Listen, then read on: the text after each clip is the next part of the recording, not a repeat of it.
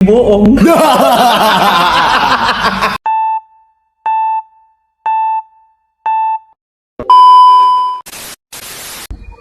Assalamualaikum warahmatullahi wabarakatuh. Kembali lagi bersama saya Muhammad Rausan Fikir. Pada video kali ini saya akan membahas tentang semua materi yang sebelumnya saya bahas tentang ekonomi syariah. Yang pertama, konsep ekonomi syariah dan perbankan syariah. Ekonomi syariah merupakan sistem ekonomi yang mengatur seluruh aktivitas ekonomi manusia berdasarkan prinsip-prinsip Islam yang bersumber dari Al-Quran, hadis, ijma, dan qiyas. Sistem ini tidak hanya menitik beratkan keuntungan semata, tetapi juga pada nilai keadilan, keseimbangan, dan keberkahan. Tujuan utama ekonomi syariah adalah mewujudkan kemaslahatan umat melalui pengelolaan serta mencegah praktik ekonomi yang merugikan masyarakat. Perbankan syariah merupakan bagian dari bagian integral dari sistem ekonomi syariah yang berfungsi sebagai lembaga intermediasi keuangan dengan mekanisme yang sesuai dengan syariat Islam. Dalam perbankan syariah, hubungan antara bank dan nasabah bersifat kemitraan, bukan hubungan kreditur dan juga debitur, sehingga keuntungan dan risiko ditanggung bersama, sesuai dengan akad yang disepakati. Materi kedua yaitu prinsip dan akad dalam perbankan syariah. Perbankan syariah dijalankan berdasarkan prinsip utama seperti larangan riba, gharar, dan maisir. Riba dilarang karena mengandung unsur ketidakadilan dan eksploitasi, sedangkan gharar dilarang karena adanya ketidakjelasan dalam akad yang dapat merugikan salah satu pihak. Maisir juga dilarang karena mengandung unsur spekulasi dan perjudian. Selain itu, perbankan syariah menjunjung tinggi prinsip keadilan, transparansi, kemitraan, serta kemaslahatan. Untuk menjalankan prinsip-prinsip tersebut, bank syariah menggunakan berbagai akad, antara lain akad wadiah untuk titipan dana, akad mudharabah dan musyarakah untuk kerjasama usaha dengan sistem bagi hasil, akad murabaha untuk transaksi jual beli dengan margin keuntungan yang disepakati, akad ijarah untuk sewa menyewa, serta akad salam dan istinah untuk transaksi jual beli pesanan. Masuk pada materi ketiga yaitu produk dan layanan bank syariah. Produk dan layanan bank syariah dirancang untuk memenuhi kebutuhan keuangan masyarakat tanpa melanggar prinsip-prinsip syariah. Dalam penghimpunan dana, bank syariah menyediakan tabungan dan giro berbasis wadiah, serta tabungan dan deposito berbasis mudharabah. Pada sisi penyaluran dana, bank syariah menawarkan pembiayaan murabaha, musyarakah, mudharabah, dan ijarah yang digunakan untuk pembiayaan konsumtif maupun produktif. Selain itu, bank syariah juga menyediakan berbagai jasa perbankan seperti transfer dana, pembayaran zakat, infak, sedekah, dan wakaf, bank garansi syariah, serta layanan perdagangan internasional berbasis akad syariah. Seluruh produk dan layanan tersebut bertujuan untuk mendorong aktivitas ekonomi yang produktif dan berkeadilan. Kemudian materi yang keempat yaitu perkembangan perbankan syariah di Indonesia.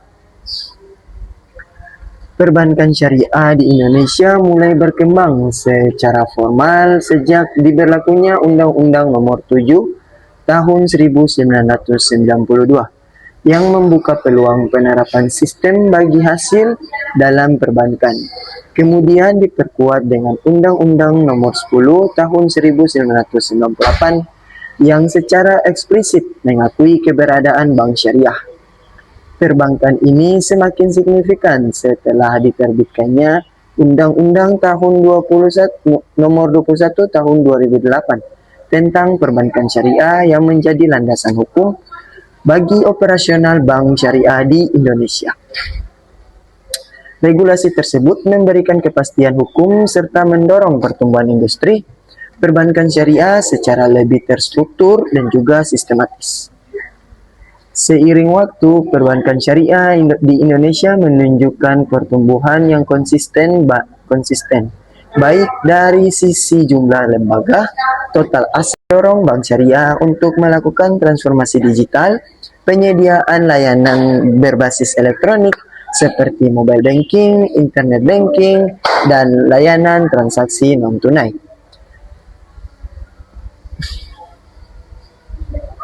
Digitalisasi ini bertujuan untuk meningkatkan efisiensi operasional, mempercepat proses layanan, serta memberikan kemudahan akses bagi nasabah dalam melakukan transaksi keuangan sesuai dengan prinsip-prinsip syariah Islam. Dengan adanya layanan digital, Bank Syariah mampu menjangkau masyarakat yang lebih luas, termasuk kelompok unbanked dan pelaku UMKM di berbagai daerah.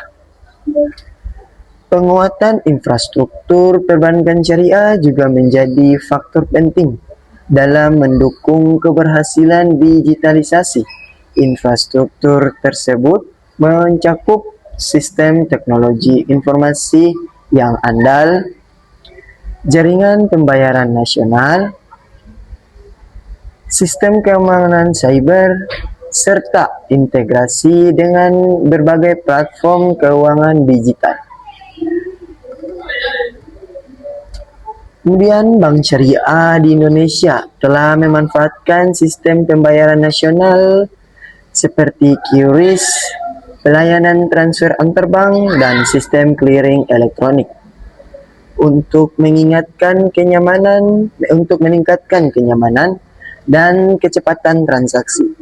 Selain itu, integrasi antara bank syariah dan perusahaan fintech syariah semakin berkembang, sehingga mendorong terciptanya ekosistem keuangan syariah digital yang lebih inklusif dan juga inovatif.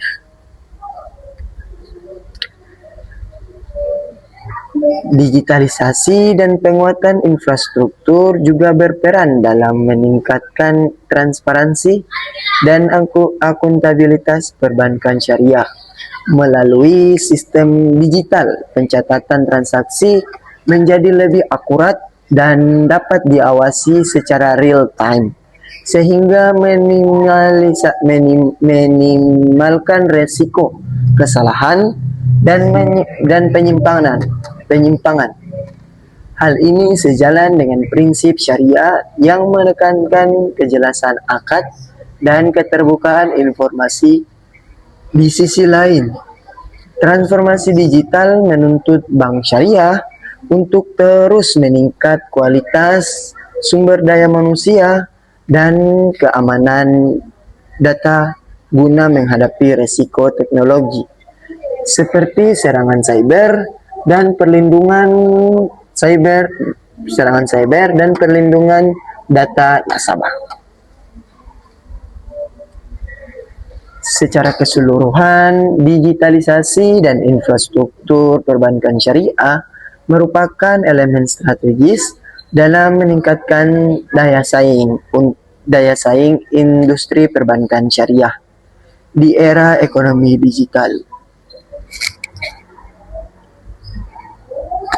Dengan dukungan regulasi yang adaptif, inovasi teknologi yang berkelanjutan, serta kolaborasi antara bank syariah, regulator, dan pelaku industri keuangan digital, perbankan syariah di Indonesia memiliki peluang besar untuk tumbuh lebih pesat dan berkontribusi secara signifikan terhadap inklusi keuangan dan pembangunan ekonomi nasional. Pembangunan ekonomi nasional yang berlandaskan prinsip-prinsip syariah Islam.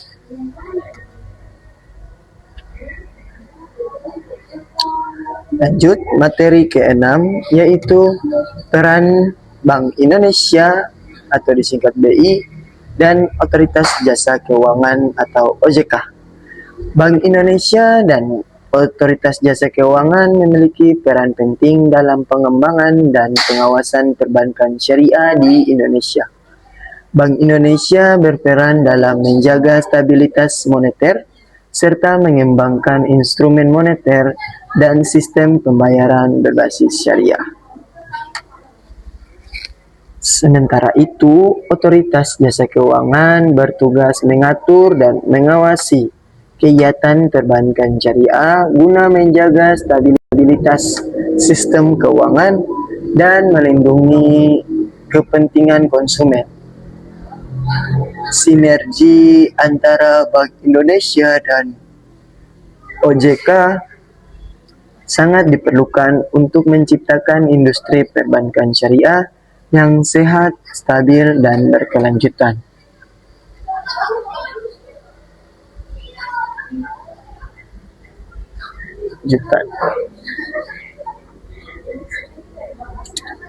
Di mana yang dulunya Bank Indonesia memiliki tugas dan wewenang sebagai pengatur dan pengawas, kini dengan kehadiran OJK, Bank Indonesia tidak lagi menjadi pengawas, melainkan hanya mengatur keuangan fiskal. Sementara Otoritas Jasa Keuangan yang sekarang hadir mengambil alih tugas mengawasi Bank Indonesia agar tidak terjadi kesimpangan dan perbedaan antara catatan di Bank Indonesia dan juga di nasabah. Masuk pada materi ke-7, yaitu peran lembaga pendukung perbankan syariah.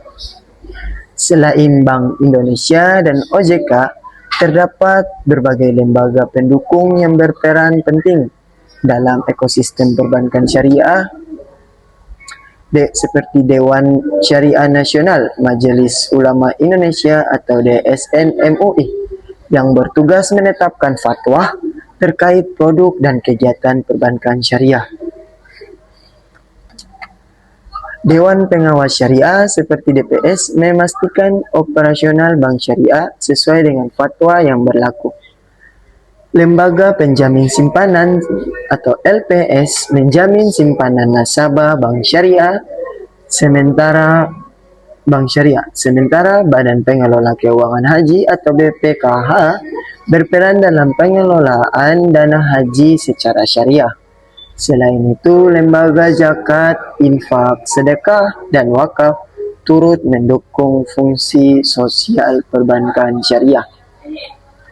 Masuk pada materi yang terakhir, yaitu tantangan dan juga peluang perbankan syariah. Perbankan syariah di Indonesia menghadapi berbagai tantangan, antara lain rendahnya tingkat literasi keuangan syariah, keterbatasan sumber daya manusia yang kompeten, inovasi produk yang belum optimal, serta pangsa pasar yang masih kecil. Namun demikian,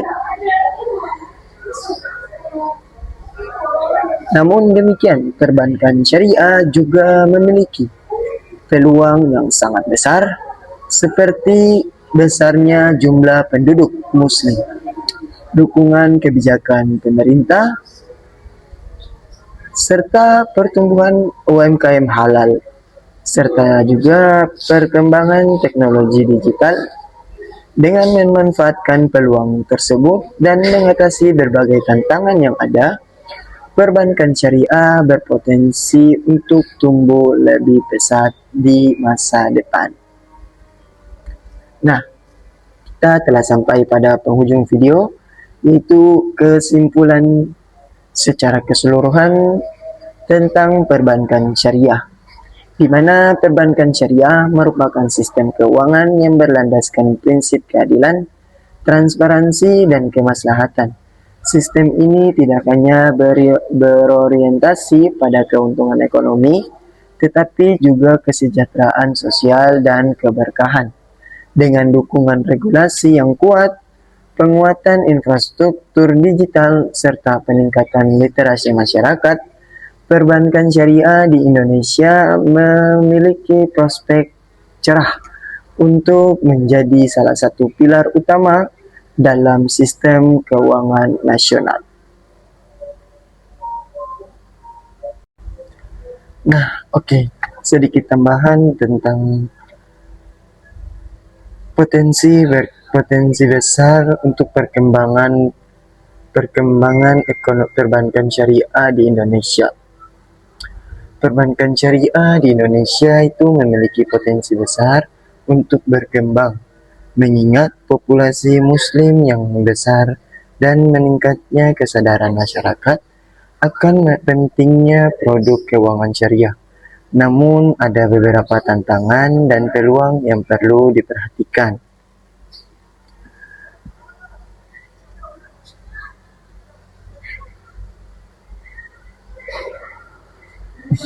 Itu peluangnya, yang pertama, potensi pasar yang luas. Indonesia memiliki populasi muslim terbesar di dunia, sehingga potensi pasar untuk produk keuangan syariah sangat besar. Yang kedua, dukungan dari pemerintah. Pemerintah Indonesia telah menunjukkan dukungan terhadap perkembangan perbankan syariah melalui melalui regulasi dan kebijakan yang kondusif. Yang ketiga, teknologi finansial. Perkembangan teknologi finansial atau fintech telah membuka peluang baru bagi perbankan syariah untuk mengingatkan aksesibilitas dan efisiensi operasional. Yang keempat yaitu krisis ekonomi global. Krisis ekonomi keuangan global telah mendorong masyarakat mencari alternatif keuangan yang lebih stabil dan sesuai prinsip Islam. Masuk pada tantangan. Yang pertama adalah pengembangan produk yang inovatif.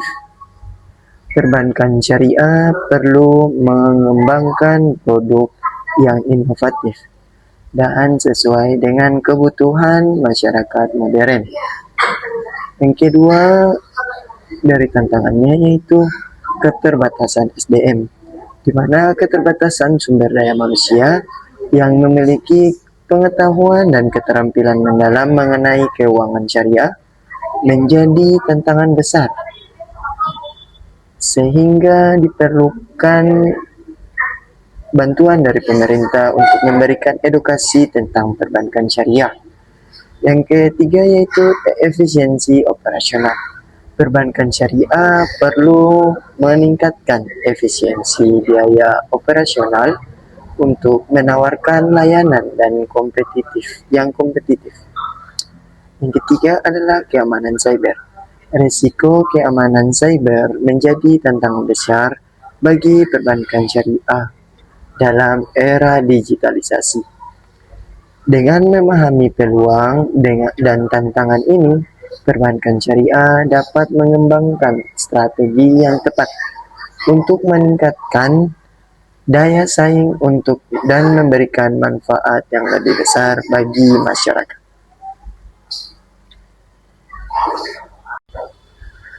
Nah, ada pula beberapa contoh konkret yang menunjukkan bagaimana ekonomi syariah sudah memberikan dampak positif bagi Indonesia. Yang pertama, pertumbuhan pembiayaan perbankan syariah. Pada tahun 2024 Mei, pembiayaan perbankan syariah tumbuh 14,7% lebih tinggi dibandingkan pembiayaan konvensional yang hanya 12,15%. Ini menandakan semakin banyak usaha dan konsumen yang beralih ke produk yang sesuai syariah, sehingga likuiditas di sektor keuangan menjadi lebih beragam. Yang kedua adalah peningkatan inklusi keuangan. Pemerintah menargetkan literasi keuangan syariah mencapai 50% pada tahun 2025.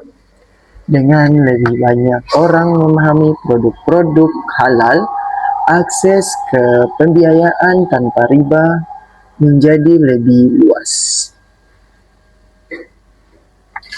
terutama bagi UMKM dan pelaku usaha kecil. Yang ketiga, yaitu penciptaan lapangan kerja dan peningkatan kesejahteraan. Sektor industri halal seperti makanan, minuman, fashion, kosmetik, dan juga farmasi menyumbang hampir 23% dari PDB nasional. Pertumbuhan ini membuka jutaan lowongan kerja, terutama di daerah-daerah yang kurang terjangkau. Yang keempat, yaitu pengembangan jiswaf atau zakat, infak, sedekah, dan juga wakaf. Dana sosial syariah semakin dimanfaatkan untuk program pengetasan kemiskinan dan bantuan sosial. Ini membantu mengurangi ketimpangan pendapatan dan memperkuat jaringan keamanan sosial. Yang kelima, ekspor produk halal. Karena sertifikasi halal yang kuat, produk-produk Indonesia kini lebih mudah menembus pasar internasional. Hal ini meningkatkan devisa dan memperkuat posisi Indonesia sebagai pemain penting dalam ekonomi syariah global.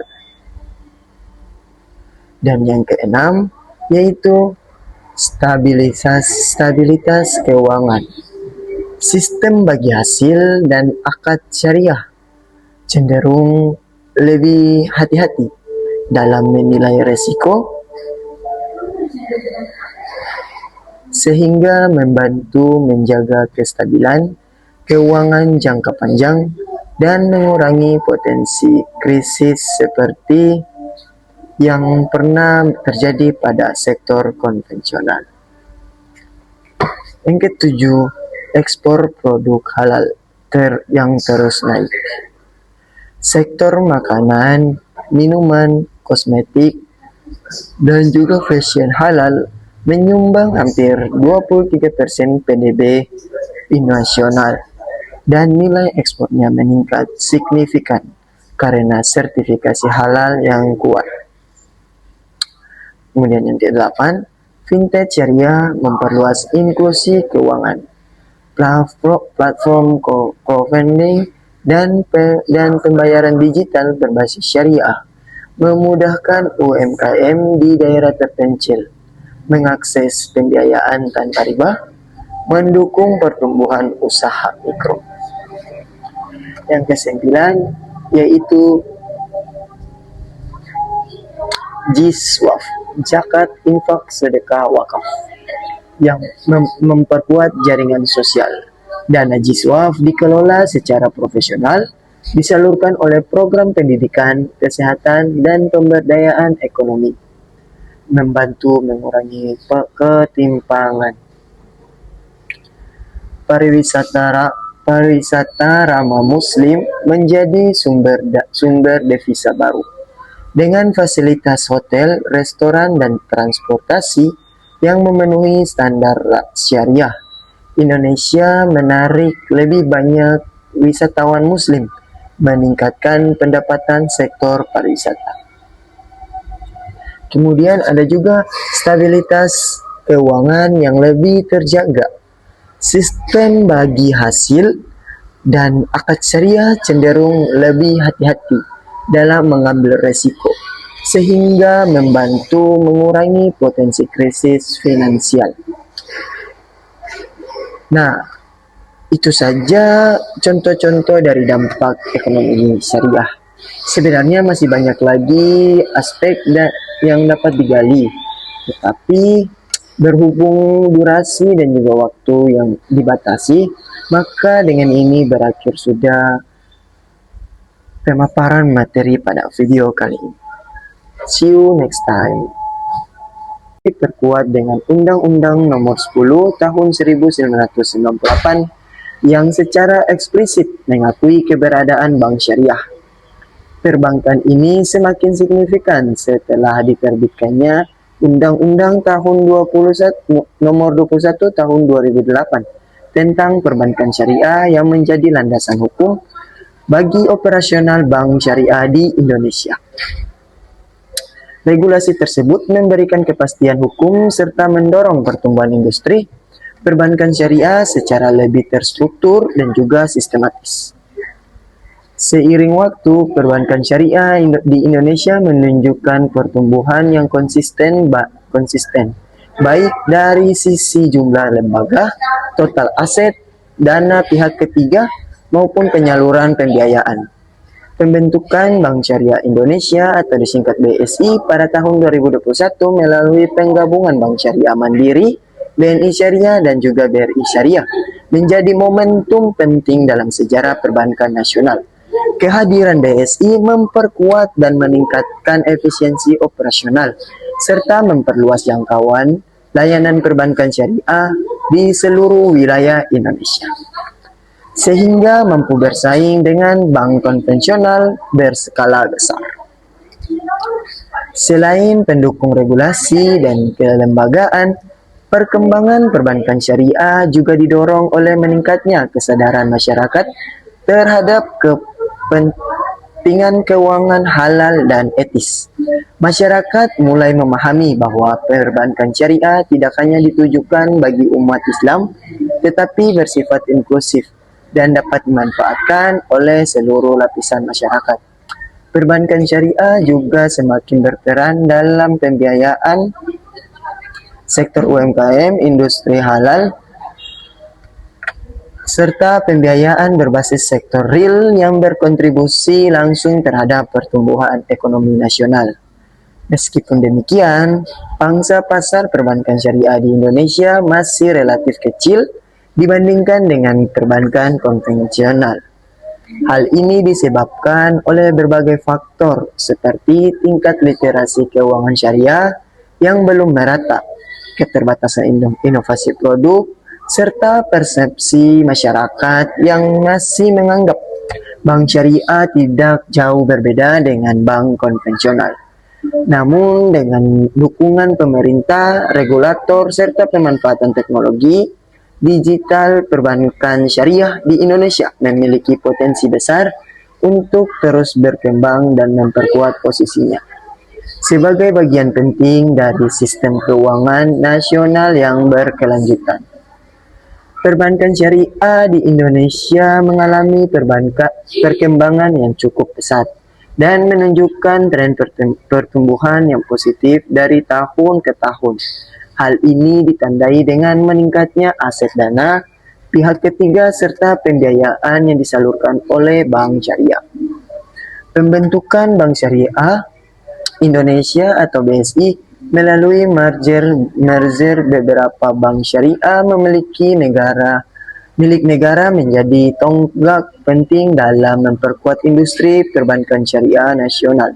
Selain itu, dukungan regulasi pemerintah serta meningkatnya kesadaran masyarakat terhadap pentingnya keuangan halal turut mendorong pertumbuhan perbankan syariah.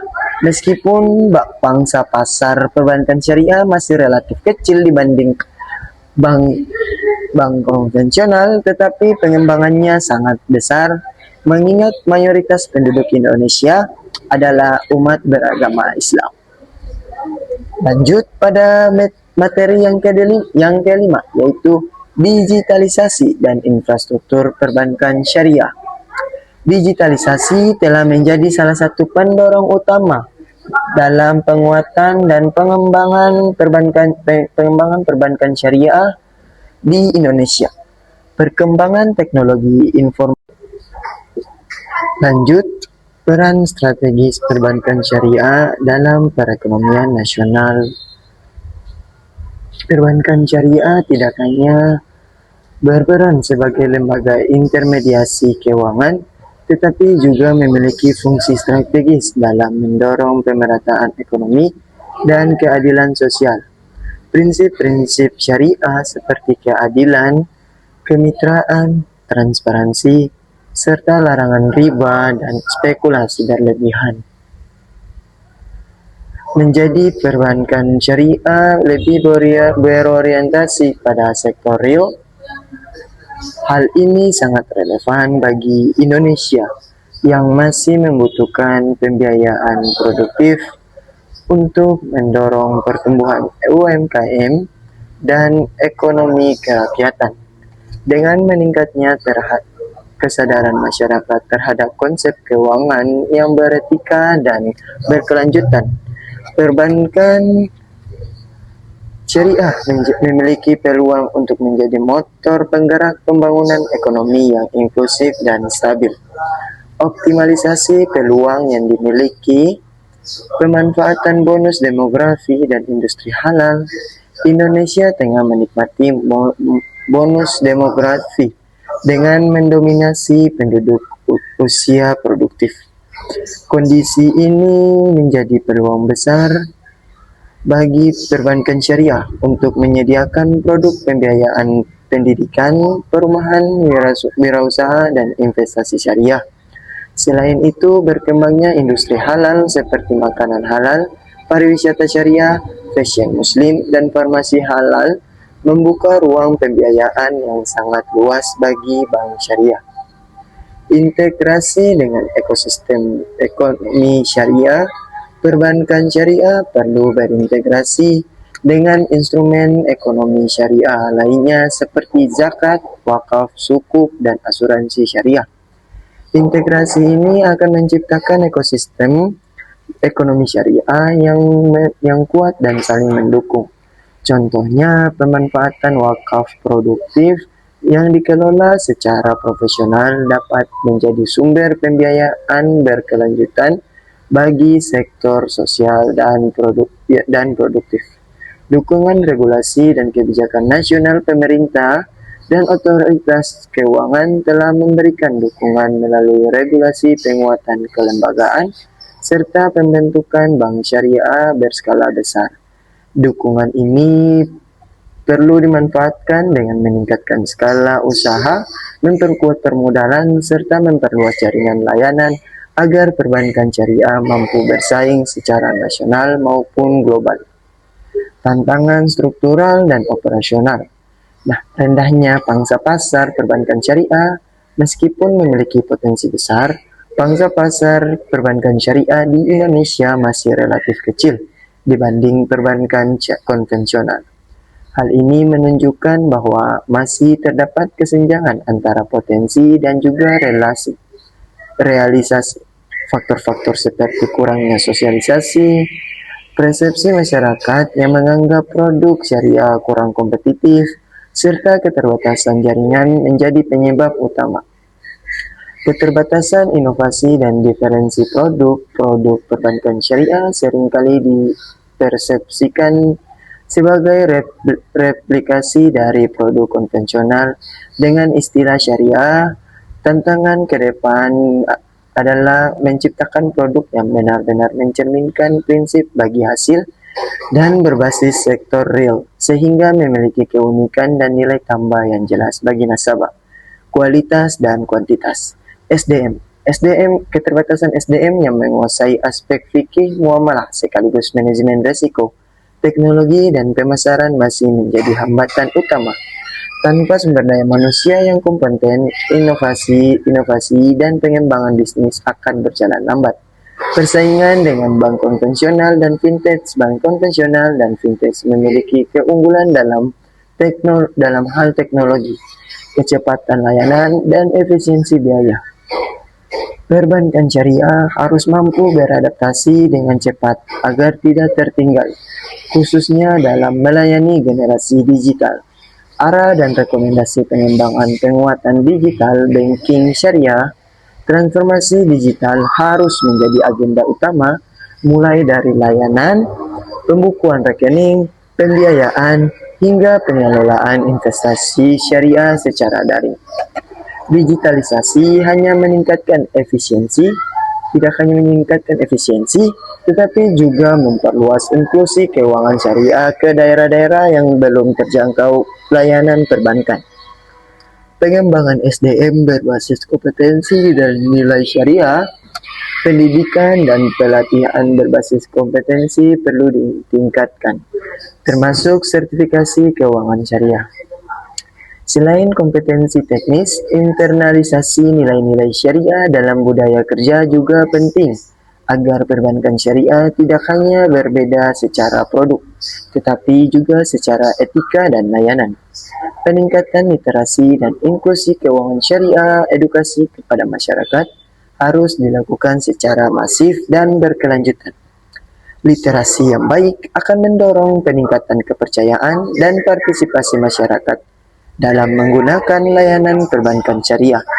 Penguatan keamanan cyber dan manajemen risiko seiring dengan meningkatnya digitalisasi, ancaman keamanan cyber menjadi semakin kompleks.